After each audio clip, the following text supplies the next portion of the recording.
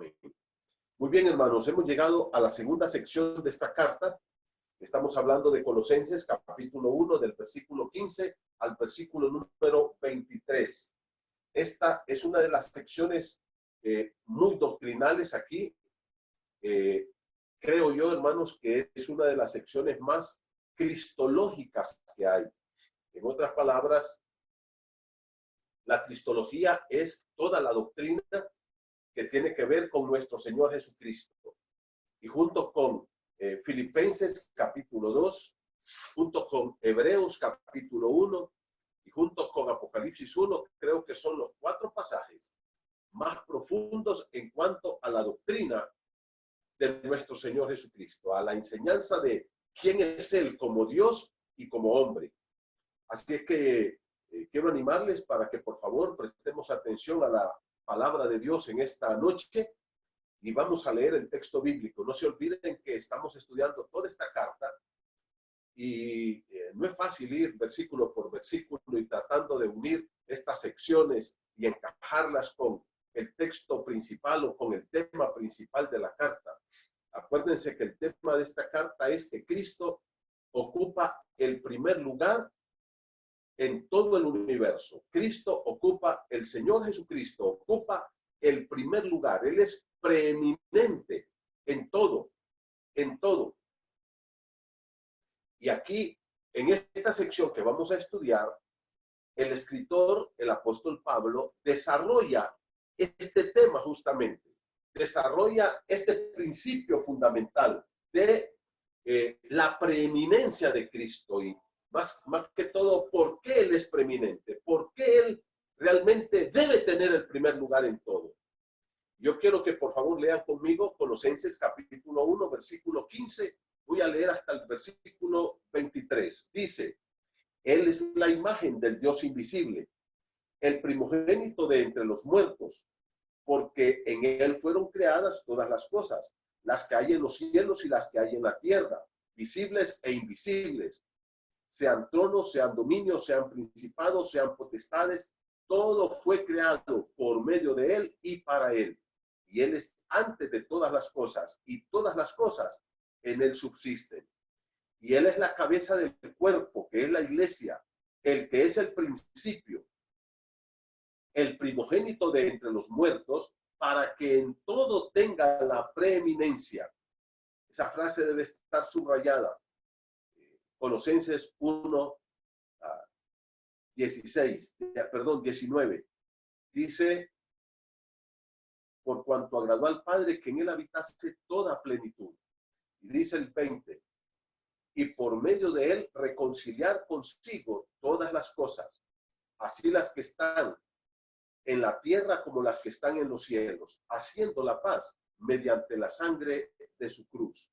Y a vosotros también, que erais en otro tiempo extraños y enemigos en vuestra mente, haciendo malas obras, ahora os ha reconciliado por medio de la muerte para presentaros en su cuerpo de, voy a leer el verso 22, en su cuerpo de carne por medio de la muerte, para presentaros santos y sin mancha e irreprensibles delante de Él. Si en verdad permanecéis fundados y firmes en la fe y sin moveros de la esperanza del evangelio que habéis oído, el cual se predica en toda la creación que está debajo del cielo, del cual yo, Pablo, fui hecho ministro.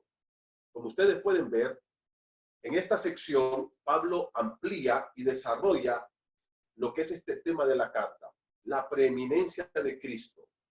Ahora, como yo les dije hace un momento, hermanos queridos, esta sección de Colosenses 1 del 15 al 23, es una de las secciones más doctrinales que podemos encontrar, y especialmente en la doctrina de Cristo. Ya lo dije, junto con Filipenses 2, Hebreos 1 y junto con Apocalipsis 1, creo que son los 4 pasajes más cristológicos y profundos de todo el Nuevo Testamento. Yo quiero que ustedes presten atención a la enseñanza que el Señor nos da acá. Y aquí vamos a ver 3 cosas en esta sección que leímos, que son sumamente importantes. Tres cosas. Primero, Cristo tiene el primer lugar o es preeminente porque Él es el que revela al Padre, siendo Dios mismo. Cristo es preeminente en primer lugar porque Él, siendo Dios, vino a revelarnos al Padre. Y ahora mire usted cómo comienza entonces, y esto está en los versículos del del 15 al 17. Vamos a leer, dice la palabra, y Él, lógicamente aquí, este es un pronombre personal, dice que Él es la imagen. La pregunta es, ¿quién es Él aquí? Y para poder responder esta pregunta sin temor a equivocarnos, tenemos que leer un poquito atrás entonces. Por ejemplo, en el capítulo 1, verso 12 dice, con gozo, dando gracias al Padre, dice que al orar debemos hacerlo con gozo y debemos dar gracias a Dios Padre cuando estamos orando. Y mira el verso 12 dice, que nos hizo aptos. La primera cosa por la cual debemos dar gracias a Dios, dice que nos hizo aptos. La palabra apto quiere decir preparados, capaces de participar de la herencia de los santos en luz. La segunda cosa, versículo 13, el cual el Padre nos ha librado de la potestad de las tinieblas. La segunda cosa por la cual debemos dar gracias a Dios en nuestras oraciones es porque Dios nos libró del poder de Satanás y estábamos cautivos a voluntad de Él.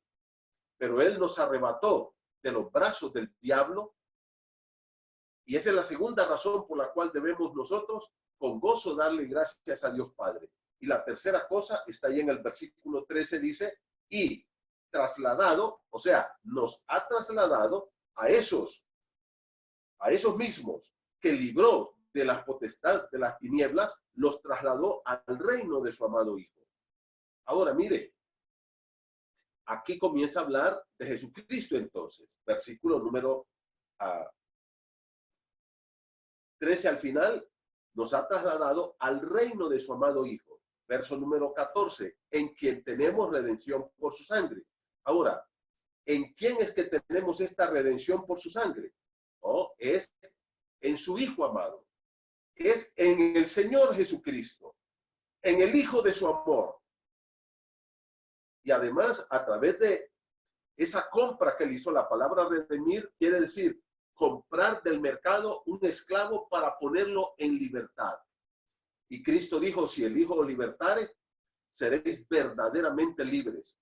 Solo Cristo nos puede libertar, mi hermano, de la esclavitud del diablo, de la esclavitud del pecado, del temor a la muerte, de la muerte misma. Solo Él nos puede liberar de esto.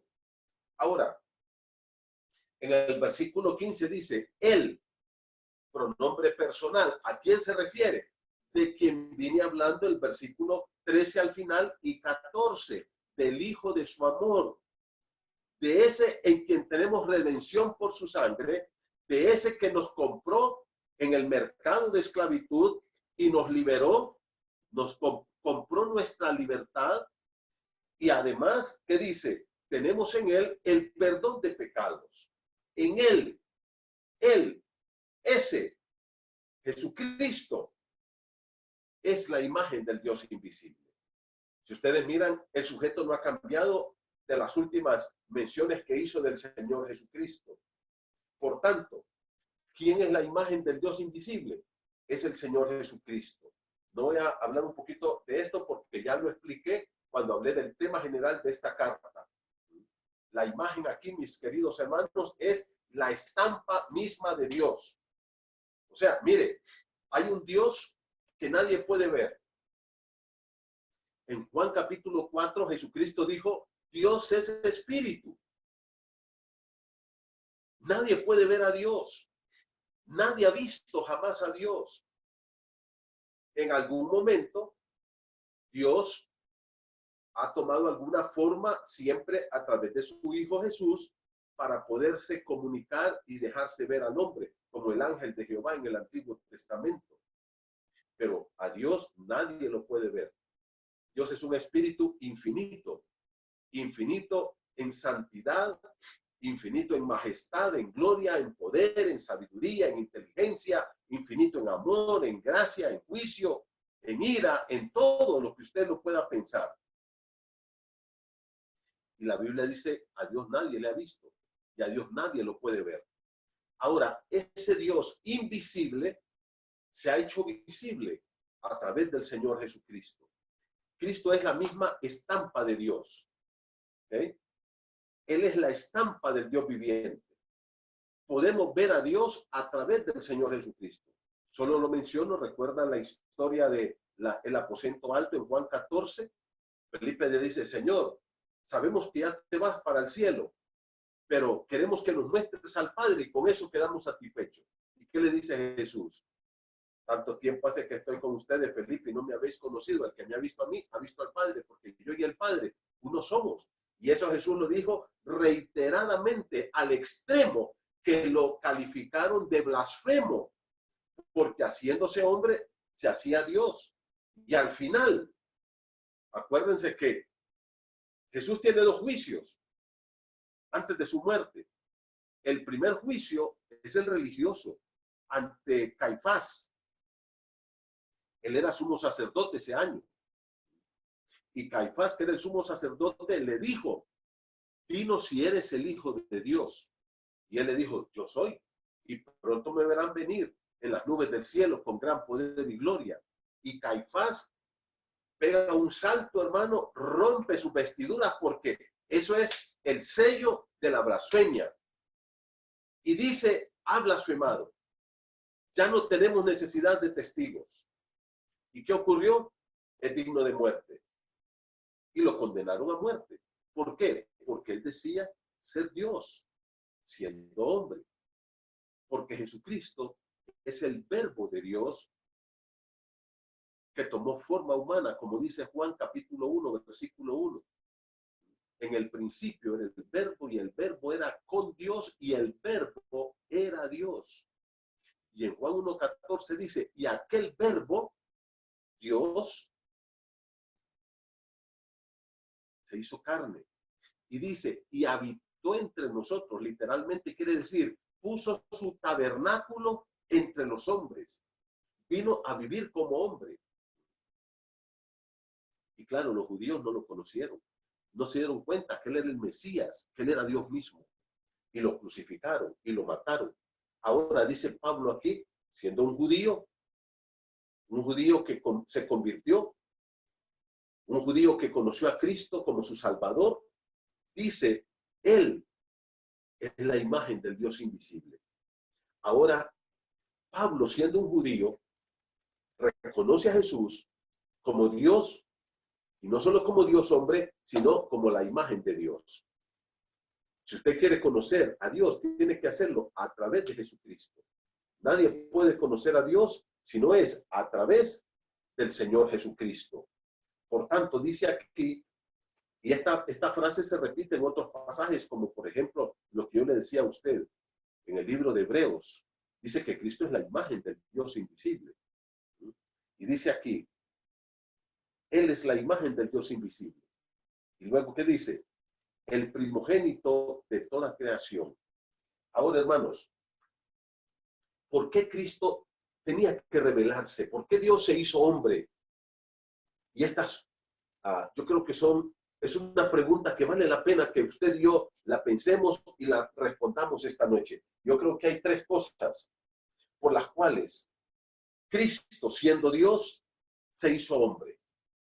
Primera de ellas, porque por la imposibilidad del hombre de poder ver a Dios.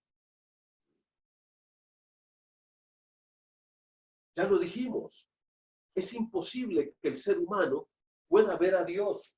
Cuando Jesús habló con la mujer samaritana, como ya les dije, en Juan 4:24, Jesús le dijo, Dios es espíritu. En otras palabras, Dios no tiene un cuerpo como nosotros. Dios no tiene un cuerpo, como todos los seres humanos.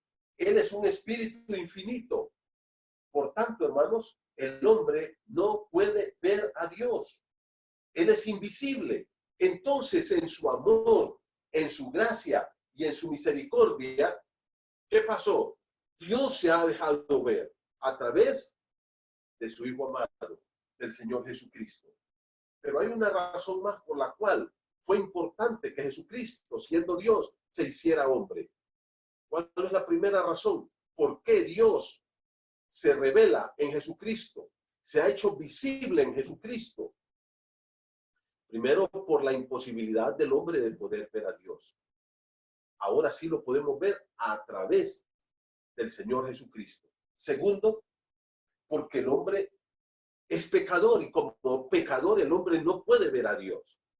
¿Sabes que Salomón, orando a Dios, le dice, Señor, cuando inaugura el templo, si los cielos de los cielos, fíjate bien, los cielos mismos son impuros para tu santidad? Imagínate la santidad de Dios. Una de las cosas que personalmente he estado orando es para que yo pueda entender qué significa que Dios es santo. Porque nos cuesta demasiado entender este concepto, mis hermanos.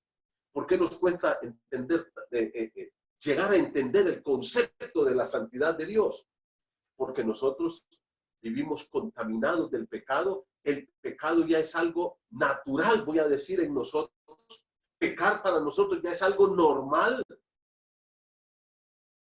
Pero Dios, aún esos pecaditos chiquititos que nosotros cometemos, aún para Él eso es una gran abominación y no puede tolerarlo. Entonces, al ser pecador, el hombre está imposibilitado de poder tener armonía, comunión con Dios y de conocer a Dios. Mire lo que dice, por favor, Isaías capítulo 59. Dice la palabra del Señor así. Voy a leerte para ti estos dos versículos. Isaías capítulo 59, versículo 1 y 2 dice, he aquí, no se ha cortado la mano de Jehová para salvar. Mire qué interesante, mi hermano. Dice que la mano de Jehová sigue salvando al hombre. Y cuando habla de la mano de Jehová, no habla de una mano grandota que me quiere agarrar, no. Habla de Él como Dios. ¿Okay? Habla de Él como Dios. Y cuando habla de la mano de Jehová aquí, hermano, esto se llama en la Biblia un antropomorfismo. Esta es una figura de lenguaje. ¿Qué quiere decir esto? Darle a Dios una figura humana para que el hombre pueda más o menos entender cómo es Dios. Y no es que Dios tiene una gran manota que está ahí buscando gente y agarrando gente, no. Está hablando de Dios como Salvador, como el único que puede salvar al ser humano. Y mira cómo dice el versículo 1. Estoy leyendo Isaías 59, 1. He aquí no se ha cortado la mano de Jehová para salvar, ni se ha agravado su oído para oír. Y dice, pero, y aquí está el problema, este pero, yo les he dicho en la Biblia, cada vez que usted encuentre un pero, es un pelo en la sopa. Ahora, ¿qué dice el pero? Vuestras iniquidades. El problema no está ahí en el cielo, el problema no es Dios, el problema somos nosotros. Mira, el versículo 2 dice, pero vuestras iniquidades han hecho división entre vosotros y vuestro Dios. ¿Qué hay entre Dios y nosotros? Una división. El hombre, por su pecado, no puede conocer a Dios. El hombre, por su maldad, no puede conocer a Dios. Y dice, versículo número 2, y vuestros pecados han hecho ocultar su rostro de vosotros su rostro para no oír. Entonces, el hombre está separado de Dios por el pecado. El problema no es Dios, y ya lo vamos a ver más abajo, más adelante. El problema somos nosotros. Ahora, la palabra de Dios, por ejemplo, en Primera de Juan, capítulo 1, verso 5, dice, este es el mensaje, Primera de Juan 1, 5. Este es el mensaje que hemos oído de él y os anunciamos. Juan dice, el mensaje que recibimos de Jesús, se los traspasamos, se los comunicamos, se los anunciamos exactamente así como lo escuchamos. No lo cambiamos, no le pusimos, no le quitamos, no lo adulteramos, no, nada. Y esto habla de la importancia de predicar la palabra de Dios, el texto bíblico, así como Dios lo ha dado, sin quitarle, sin ponerle y sin inventarle nada.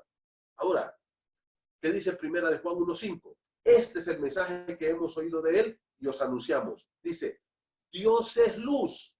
¿Sabe lo que significa la palabra luz ahí? Esa es una palabra figurada que significa Dios es santo. Y en él dice, no hay ninguna tinieblas. La palabra tinieblas es otra palabra figurada que quiere decir pecado. Entonces dice, ¿cuál es el mensaje? Dios es santo y en él no hay pecado. Pero nosotros estamos contaminados. Y esos pecados han hecho división. Y el hombre es incapaz entonces de poder conocer a Dios. Y en tercer lugar, hermanos, ¿por qué? Era necesario que Cristo se encarnara. Bueno, primero porque Dios es espíritu y no puede ser visto por los ojos humanos. Segundo, porque el hombre es pecador y porque el hombre no puede conocer a Dios. No puede tener intimidad ni comunión con ese Dios que es santo. Nuestros pecados nos han separado de Dios. Y tercero, el hombre está imposibilitado para ver a Dios porque decidió alejarse de Dios y darle la espalda a Dios. El hombre no está interesado en conocer a Dios. El ser humano no está interesado en conocer a Dios. En Génesis 3 el hombre pecó y dice, y vio que estaba desnudo. Y vino Dios al huerto y le dijo, ¿dónde estás tú? Hombre, ¿qué te has hecho? Y el hombre le dice, oí tu voz en el huerto y me escondí. El hombre no fue ante Dios. El hombre no fue a postrarse delante de Dios. El hombre corrió a esconderse. Ahora, el hombre se ha echado a Dios en la espalda y va caminando en dirección contraria de Dios. Dios lo dejó atrás y el hombre va hacia su propio destino, a la condenación eterna. Por tanto, mis hermanos, solo cuando Cristo vino a la tierra, el hombre pudo ver a Dios entonces a través del Señor Jesucristo, porque Él es el Dios hombre. Por eso fue importantísimo que Jesucristo pudiera ser hombre. Como Dios se hizo hombre. La única probabilidad del hombre para poder ver a Dios es a través de Jesús. El hombre nunca va a poder ver a Dios y vamos a estar en la eternidad ahí con Él, pero nunca lo vamos a poder ver. Ahora, en semejante situación, el hombre está completamente perdido e imposibilitado de alcanzar la gracia de Dios por un esfuerzo humano. Y ahora entonces, mis queridos hermanos, Cristo es la imagen de ese Dios. ¿Y a qué vino Cristo? Ya lo vamos a ver entonces acá, para que ustedes miren la preeminencia de Cristo. Primero, porque Él es la imagen de Dios, la estampa de Dios. Dios se revela a través de Jesucristo. Pero mire el versículo número 15, dice, el primogénito de toda creación, porque en Él aquí es Cristo, fueron creadas todas las cosas, las que hay en los cielos y las que hay en la tierra, visibles e invisibles, sean tronos, sean dominios, sean principados, sean potestades, todo fue creado por medio de Él y para Él. La otra cosa, hermanos, es que Él es el creador por medio del cual se crearon todas las cosas y para Él son todas las cosas. Por ejemplo, en el libro de Juan, cuando el Señor está adorando a su Padre ahí en el huerto de Getsemaní, mire conmigo, por favor, hermano, el Evangelio de Juan,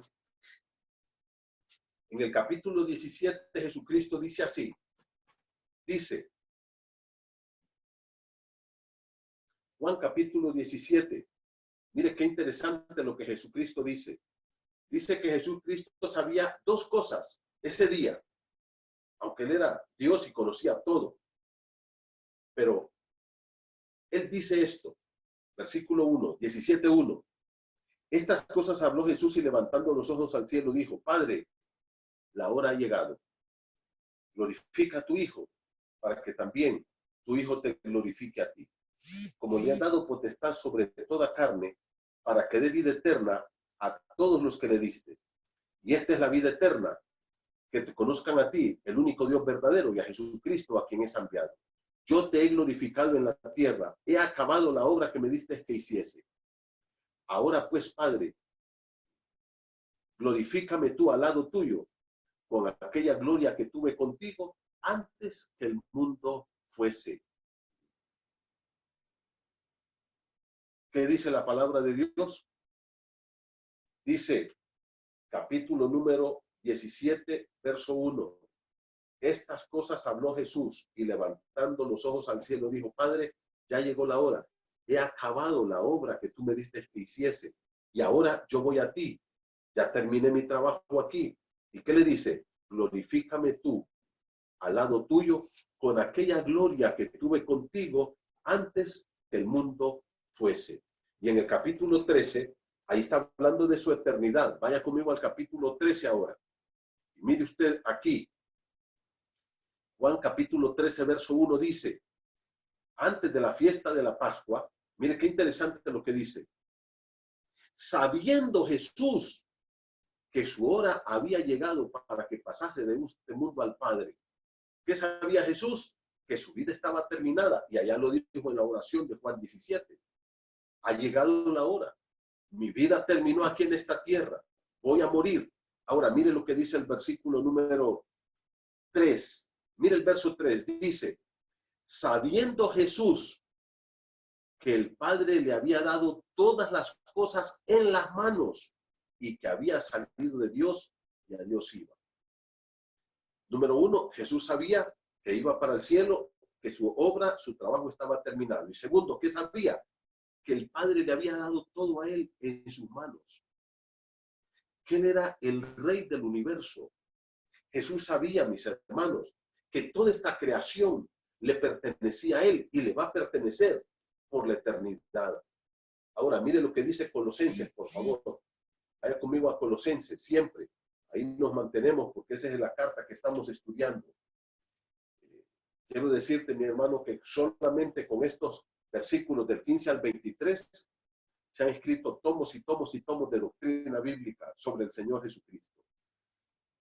Así es que resumir esto en unos minutos no es fácil, pero quiero que avancemos un poco. La otra cosa, número 1, ¿por qué Cristo es preeminente? Primero, es preeminente en toda su creación, porque Él es la imagen del Dios invisible. Él se hizo hombre y nos vino a revelar al Padre, nos vino a decir cómo es el Padre. Segundo, porque Él es el creador de todo el universo y todo fue creado por medio de Él y todo fue creado para Él, para la gloria de su nombre. Y mira cómo dice el versículo número 16, dice, y aquí hay lo que se conoce en la Biblia, hermano, como un quiasmo, es unas declaraciones en forma de X, así, forma de X. ¿Y cómo son esas? Mira lo que dice. Las que hay en los cielos, porque en Él fueron creadas todas las cosas. ¿Qué cosas? Bueno, ahora dice la Escritura, las que hay en los cielos. Todo lo que hay allá, tronos, gloria, majestad, ángeles, arcángeles, serafines, querubines, todo lo que está ahí en el cielo. Y luego, ¿qué dice? Y las que hay en la tierra. Todo lo material que hay ahí, aquí. Pero ahora aquí viene el quiasmo que te estaba diciendo. Quiasmo es de X, ¿ok? Miren el versículo número 16, dice. Visibles, ¿cuáles son las cosas visibles? Las que hay aquí en la tierra. Por eso dice en el versículo número 16, y las que hay en la tierra, visibles, y luego, ¿qué dice? Invisibles. ¿Cuáles son las invisibles? Las que están en los cielos, las cosas espirituales, las que no podemos ver. Entonces, las cosas que hay en el cielo y las cosas que hay en la tierra. Luego, ¿qué dice? Visibles. ¿Cuáles son? Las cosas de la tierra. Y luego, ¿qué dice? Invisibles. ¿Cuáles son? Las cosas del cielo. Ahí está la X. ¿Ya la viste? Visibles e invisibles. Las cosas del cielo, las cosas de la tierra. Visibles, las cosas de la tierra. Invisibles, las cosas del cielo. Ahora, ¿qué más dice? No importa, sean tronos, dominios, principados, potestades. No importa. Todo el poder de esta tierra, los gobiernos, los poderíos, las autoridades, todo fue creado, dice. Primero, por medio de Él. Él es el creador, quiere decir. Y luego, ¿qué dice? Y para Él. Y la tercera cosa que nos dice aquí, mis hermanos, es la eternidad de Jesús. Cristo es Dios que se hizo hombre y Él es la imagen de Dios. Segundo, es el creador de todo el universo, de las cosas que hay en los cielos y en la tierra. Y tercero, ¿qué dice? Miren lo que dice el versículo. Y Él es antes de todas las cosas. O sea, Cristo no forma parte de esta creación. Cristo es antes, Él es eterno.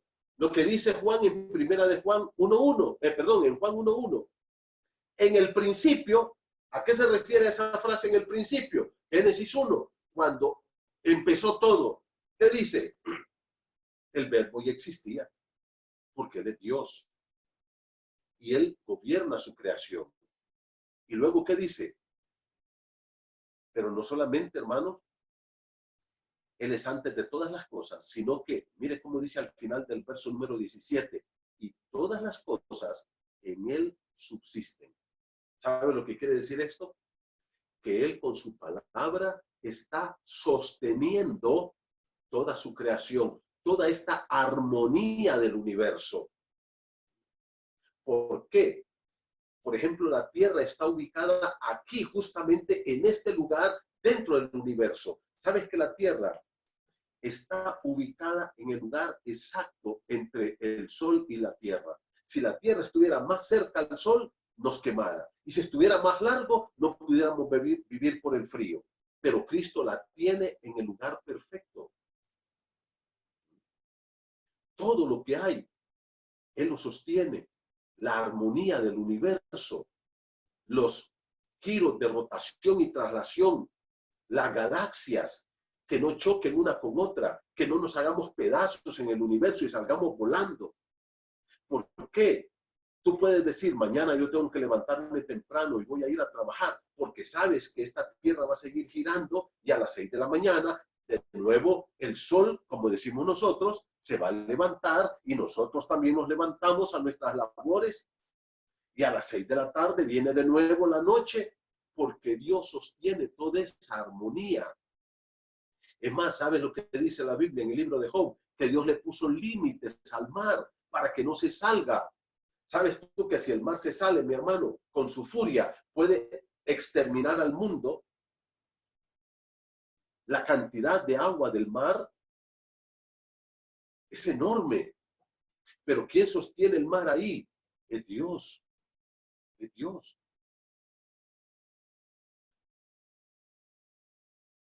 Él es el creador de todo esto. Y Él sostiene su creación. Ahora, yo quiero hacer dos preguntas en este momento que son muy importantes, hermano. Primero, ¿qué tiene que ver esto con los hermanos de Colosas? Primera cosa, mira qué interesante esta pregunta. Y segunda pregunta, ¿qué tiene que ver esto con nosotros en el 2020, hoy?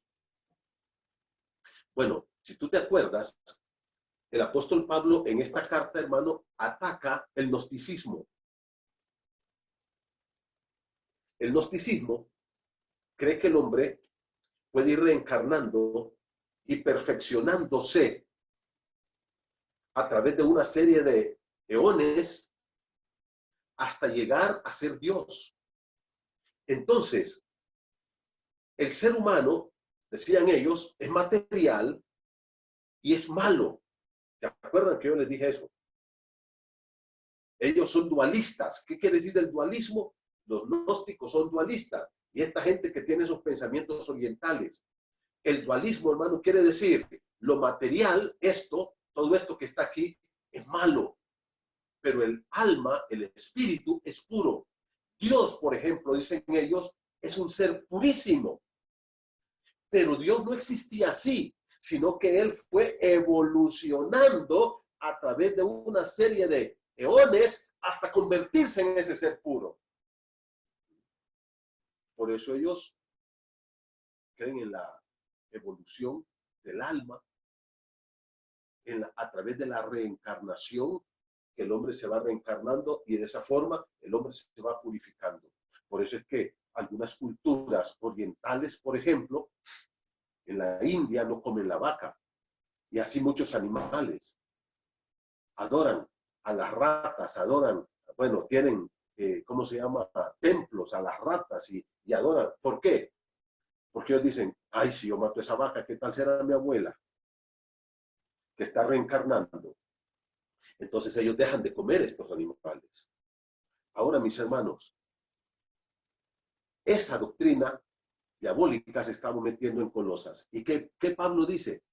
No crean esas tonteras, señores. Jesucristo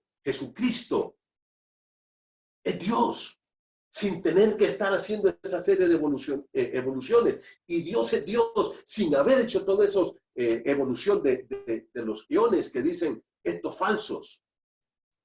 Él es Dios. Y Él es la imagen del Dios que no podemos ver. Y luego, ¿qué dice? Dice, Él es el primogénito de toda la creación. El que es el creador y el dueño de toda su creación. Y luego, ¿qué dice? Él es eterno. Él es antes de todas las cosas. Y por último, ¿qué dice? Él sostiene toda su creación. Entonces Pablo les dice a estos hermanos, no anden creyendo esas tonteras que andan ahí enseñándoles. Pero esto tiene un impacto para nosotros, especialmente en este tiempo, mi hermano. Hermano querido, estamos siendo atacados por este coronavirus. Estamos recluidos en casa. ¿Qué está pasando? Hay muchas personas, y aún cristianos, que dicen, ¿y dónde está Dios? Hermano, te quiero decir una cosa. Cristo sigue siendo el creador de todo esto. Él no ha perdido el control. Él está sentado en su trono. Él sigue siendo Dios. Y todo esto es para Él. Y lo único que tú tienes que confiar es que ese Cristo, que es creador de todo esto, Él tiene el control de toda esta historia, de todo lo que está pasando. Y Él está con su sabiduría, con su omnisciencia, con su omnipotencia, como Dios, llevando la historia, esta historia nuestra, hacia los propósitos que Él tiene establecidos aquí, en esta santa palabra. Él no ha perdido el control. Él sigue siendo el Señor. Esto le sigue perteneciendo a Él. Estoy, hermanos, orando y preparando, después de dar este estudio en Colosenses, un estudio sobre el reino de Dios. Me interesa ese tema, ¿sabes por qué? Porque creo que no lo entendemos bien. ¿Qué es el reino de Dios, hermano? ¿Es la iglesia el reino de Dios? ¿Dónde está el reino de Dios? ¿Somos miembros del reino de Dios? ¿O seremos miembros del reino de Dios en algún día? ¿Está el reino de Dios presente o estará en el futuro? Mira, hay muchas preguntas alrededor de esto. Pero sí te quiero decir una cosa. Hay un rey que está sentado en su trono. Y esto que está pasando en el universo es parte de su plan perfecto. Él dice, yo soy el creador de todo esto. Yo tengo esto bajo control. Yo no he perdido el control. Y lo que tú y yo como hijos de Dios tenemos que hacer es someternos a ese señorío de Cristo. Es creer lo que nos enseña la Santa Escritura. Y quiero pasar al segundo punto. ¿Cuál es el primer punto? Cristo es preeminente porque Él es la imagen de Dios. Porque Él nos vino a revelar al Padre. Y como Dios, entonces es el creador de todo lo que existe. Es el sustentador de todo lo que existe. Él es el dueño de todo lo que existe. Él es eterno. Pero en segundo lugar, Cristo es preeminente porque es el Señor de su iglesia. Mire, por favor, en el versículo número 20, por favor. Dice la palabra del Señor así. Voy a leer 20, versículo 20. Perdón, voy a leer el 18. Estamos en el 18, me estoy adelantando un poquito. Mire lo que dice el 18. Y Él, otra vez, es la cabeza del cuerpo. Este I une a este Él con el del verso número 15, ¿ok? El mismo que es la imagen del Dios invisible, Ese mismo es la cabeza del cuerpo, que es la iglesia.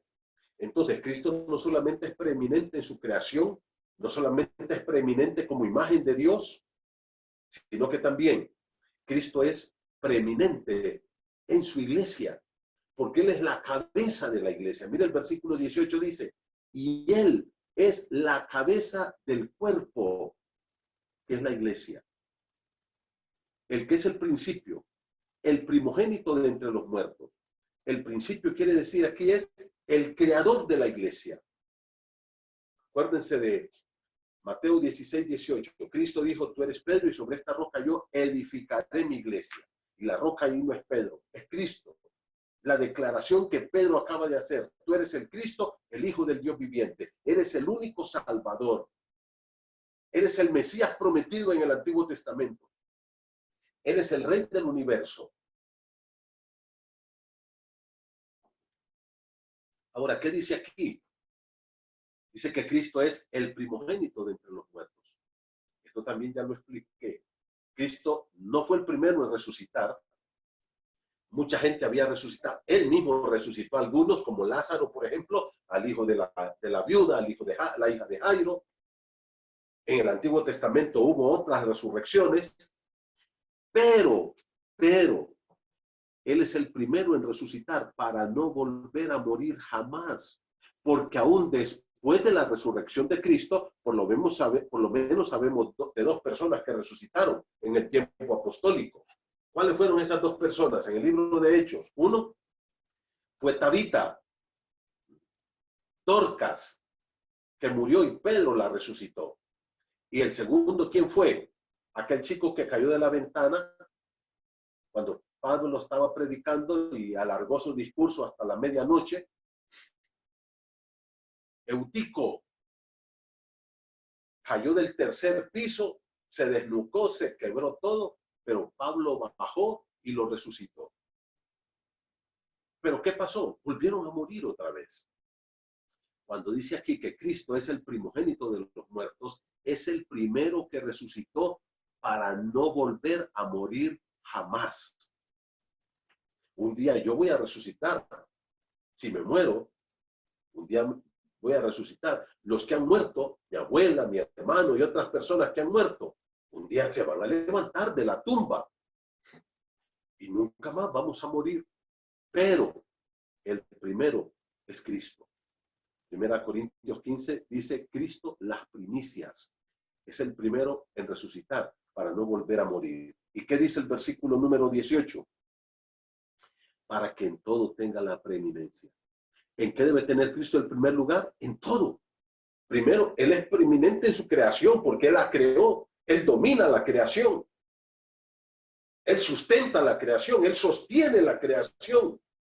Segundo, Él es preeminente en la iglesia porque es la cabeza del cuerpo. ¿Ah?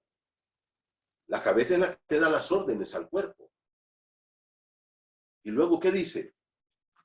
Versículo 20. Mire, este versículo es clave. Dice, y por medio de Él aquí es Cristo, reconciliar consigo todas las cosas, así las que están en la tierra como las que están en los cielos, haciendo la paz mediante la sangre de su cruz. Hermanos queridos, a través de Cristo el hombre puede reconciliarse con Dios. Solo a través de Cristo. ¿Se acuerda lo que dijo Isaías 59? Que el hombre le ha dado la espalda a Dios y por los pecados del hombre, el hombre está separado de Dios, es enemigo de Dios. Pero la reconciliación fue hecha por medio del Señor Jesucristo. Por eso es importante que Él se haya hecho hombre. ¿Por qué? Porque Él tenía que morir. Y entonces aquí hay dos cosas que son sumamente importantes en la persona de Jesucristo. Dos cosas importantes. Uno, Él es Dios porque solo Dios puede salvar al hombre. Y segundo, Él es hombre porque para salvar al hombre, Él tiene que morir y para morir tiene que ser hombre. Por tanto, entonces, hay una combinación perfecta. El Dios hombre que puede salvar al ser humano perdido. Mi amigo, solo Cristo te puede salvar. ¿Por qué? Porque Él hizo posible la reconciliación. Dice aquí, y por medio de Él, reconciliar. Esta palabra es una palabra doctrinal profunda y solo con esta palabra podemos predicar un mes o 2 meses. La palabra reconciliación. Mire conmigo 2 Corintios. ¿Cómo fue posible la reconciliación? 2 Corintios capítulo 5, verso 17, muy conocido. De modo que si alguno está en Cristo, ¿qué dice? Nueva criatura es. Las cosas viejas pasaron y aquí todas son hechas nuevas. Dice, la persona que está en Cristo es una nueva creación de Dios, es una nueva criatura. Versículo 18, y todo esto, el ser una nueva criatura, ¿qué dice?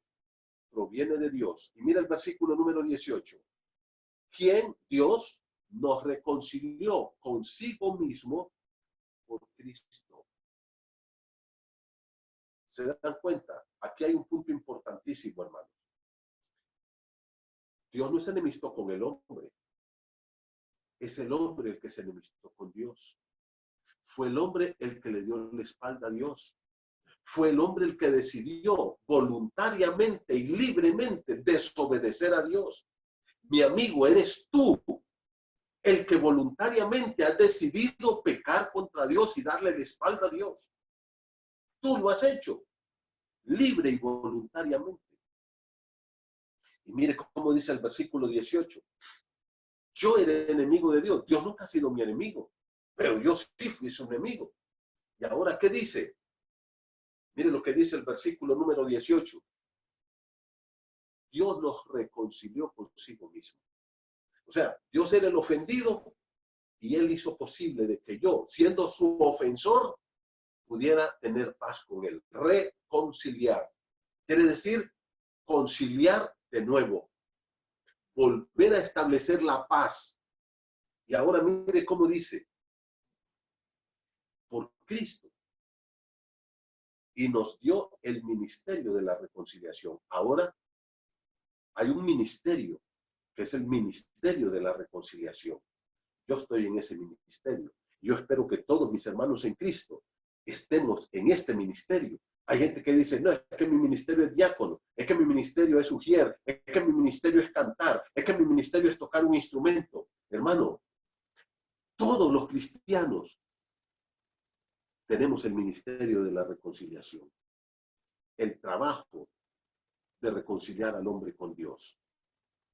¿Y cómo lo hacemos? Versículo número 19. Que Dios estaba en Cristo reconciliando consigo al mundo. Un mundo maldito, un mundo pecador, un mundo obsceno, vulgar, lo peor que usted puede pensar. Piense tanto asesinato, robo, violación, homosexualismo, adulterio, fornicación, borrachera, drogadicción, toda esa basura. Y de ahí para allá todo lo demás. Ahora mire qué dice. Que cuando Cristo murió en la cruz, ahí estaba Dios. Mire cómo dice el versículo 19. Que Dios estaba en Cristo, ahí en la cruz. ¿Y qué estaba haciendo Dios ahí viendo esta escena? Reconciliando consigo al mundo. ¿Se da cuenta? No es Dios el que se reconcilia con el hombre, es Dios el que hace posible que el hombre se reconcilie con Dios. Siendo yo enemigo de Dios, Él nunca ha sido mi enemigo, pero yo sí fui su enemigo. ¿Y qué dice? Dios hizo posible la reconciliación. ¿Dónde? En la cruz de Cristo. La paz con Dios que yo disfruto ahora costó la vida de nuestro Señor Jesucristo. Y mira lo que dice el 19. No tomándoles en cuenta a los hombres sus pecados. Y nos encargó a nosotros la palabra de la reconciliación. Entonces, primero, hay un ministerio de reconciliación, pero también hay una palabra de reconciliación. ¿Y cuál es esa palabra? Versículo 20 dice, así que somos embajadores en nombre de Cristo. Mire lo que dice, como si Dios rogase o hablase al hombre por medio de nosotros, os rogamos en nombre de Cristo, reconciliados con Dios. Ese es el ministerio y la palabra de la reconciliación. ¿Cuál es? Que en Cristo hay una esperanza de perdón y de vida eterna. Mi amigo, solo en Cristo tú puedes tener el perdón porque Él pagó por tu reconciliación con Dios en la cruz del Calvario. Volvamos a Colosenses. Y dice,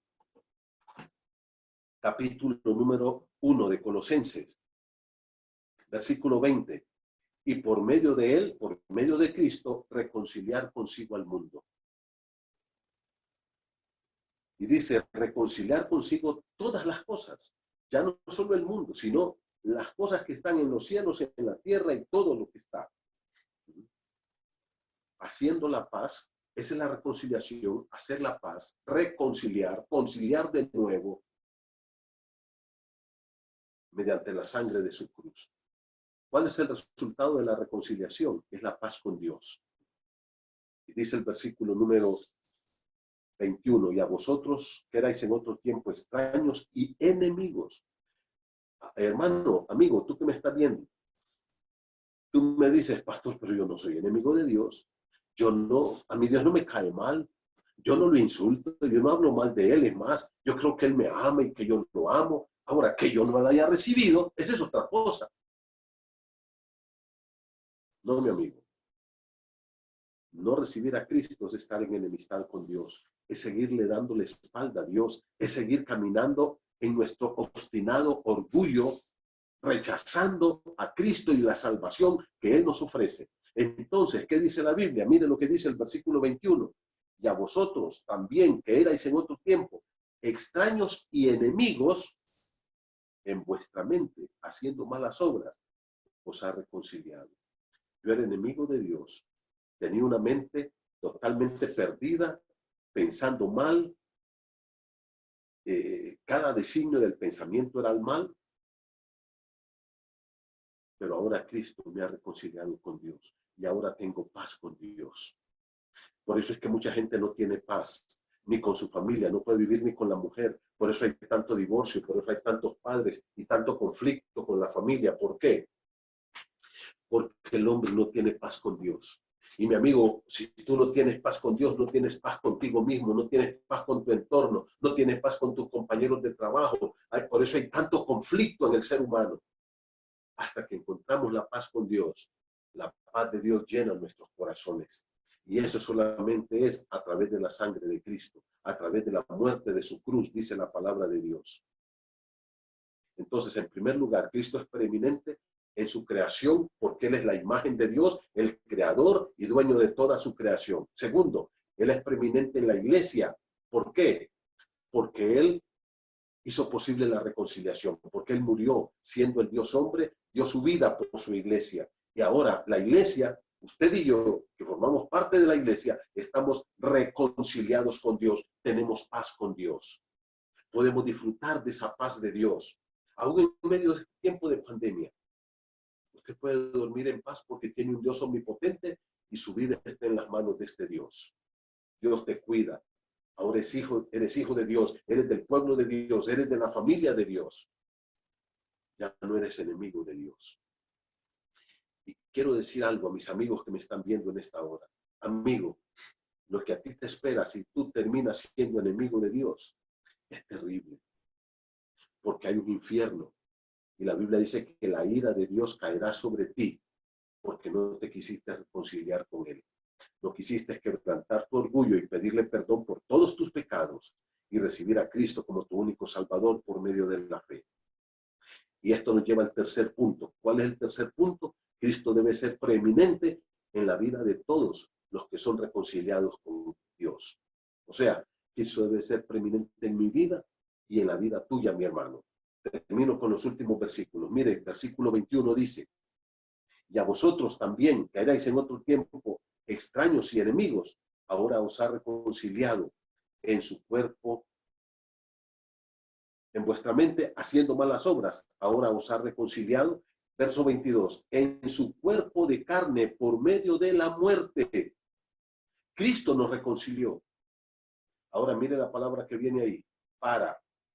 ¿Sabe qué palabra es esta? Es una preposición que indica el propósito por el cual Cristo me reconcilió con Dios. ¿Cuál es el objetivo de Dios en mi vida? Yo les he dicho, hermanos, a mí Cristo me reconcilió con Dios no para hacerme millonario, no para darme salud, no para hacerme feliz, para ser santo. Esa es la única razón. Versículo número 22. Para presentaros santos, sin mancha e irreprensibles delante de Dios. ¿Qué es lo que Dios quiere de tu vida, hermano? Dios no quiere tu dinero ni tu materialismo. Dios no quiere que tú inviertas tu tiempo en cosas de este mundo y mucho menos en el pecado, en la basura de este mundo. Que nos revolquemos ahí como cualquier mundano en el pecado.